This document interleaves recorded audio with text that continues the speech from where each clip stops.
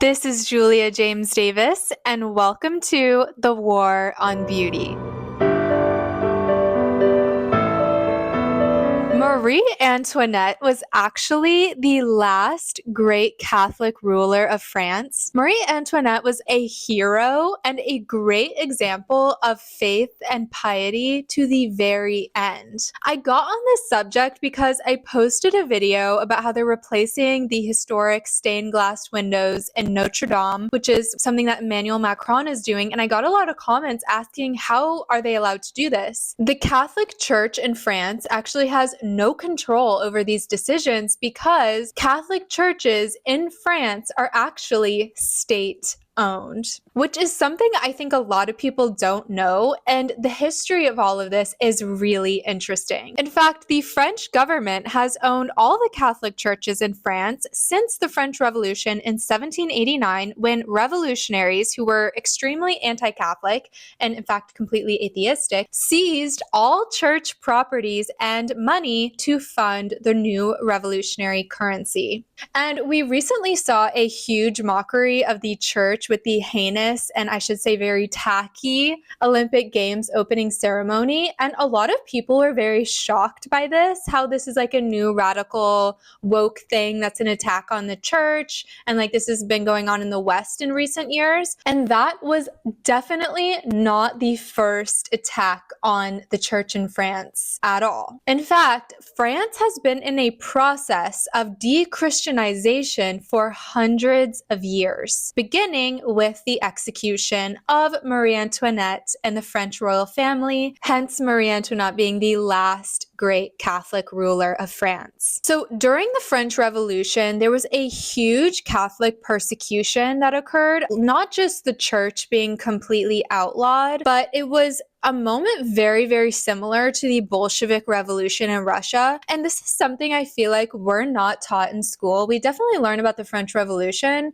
but I thought that it was something very positive. I know there was the Reign of Terror, but I thought, ultimately, no, it was good. It established a democracy, but definitely not. It killed hundreds of thousands of people, and it established a series of totalitarian regimes and a new atheistic cult of reason. They killed thousands and thousands of clergy. They launched a period of literally erasing all Catholic icons and religious symbols throughout the country, including graveyards. They went through all the graveyards and removed all the crosses. They ceased all Catholic schooling and closed all of the churches forcibly and confiscated all of them and forced the diocese to sell them to fund the new government. But I digress. One of my favorite historical figures, Marie Antoinette, how could you not love her? She is so glamorous, beautiful, stylish. She had amazing jewelry, an awesome house, awesome bedroom, shoes, so glamorous. And not only that, that is kind of the superficial take of Marie Antoinette, but she was actually very Catholic and very pious. How we think of her today is kind of a myth. So instead of being an out-of-control spendthrift who didn't care about the poor, she was actually very modest, extremely pious, benevolent, and charitable. And she represented, though, an old world, which was one that was more ruled by faith and God. Her daily life was she went to Mass daily. She prayed the rosary, and she gave to the poor. The French monarchy was very closely tied to the Catholic Church ever since King Clovis I converted to Christianity in the year 508, which is the very early years of the Church, leading to France being called the eldest daughter of the Catholic Church. And where we really see the awesomeness of Marie Antoinette as a woman is when she gets imprisoned. She was imprisoned with King Louis' sister, Madame Elizabeth, who was a very holy woman, so much so that she's actually under review right now by the Vatican to be beatified and could be potentially on the path to sainthood. So Marie Antoinette was imprisoned with Elizabeth, who gave her life to Christ and to basically acts of charity and deep prayer. And when the revolution broke out, instead of having the opportunity to run away, she stayed with her family. Both Elizabeth and Marie Antoinette were faithful to Christ and the church church to death, forgiving those who were persecuting them and who were also persecuting the Catholic faith. They were both guillotined and thrown into a mass grave. Even Pope Pius VI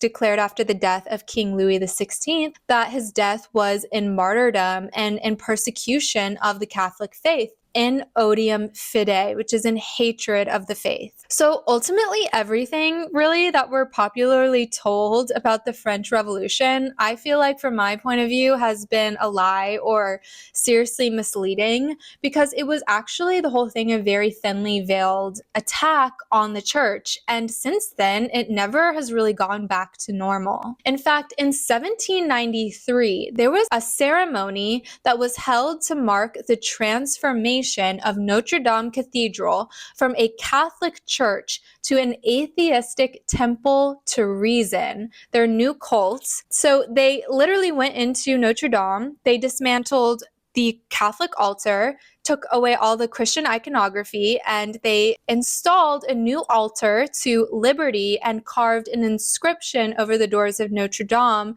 that read, "To philosophy." The revolutionary government that was established after the French Revolution in 1789 was eerily similar to Bolshevism, with enforced atheism, totalitarian rule, confiscation of property, and mass killing. Although ultimately, France is now a democracy, which is great, but ultimately the revolution was a satanic thing that was a thinly veiled attack on the church, fueled by Catholic hate. So considering the churches in France are still under state ownership, I guess I'm not super surprised about what happened at the Olympics, or that Macron is replacing the historic stained glass windows. So while I definitely don't want to go back to an absolute monarchy or any other political rule besides that of a democracy and a republic, which I'm grateful that we live in, it's important to start tracing when the war on beauty really began. Because I think we look around and say, wow, everything that is beautiful is really under attack, which is really what this entire channel, The War on Beauty, is about. But I think for hundreds of years, actually, there has been a slow creep of anti-religious ideas.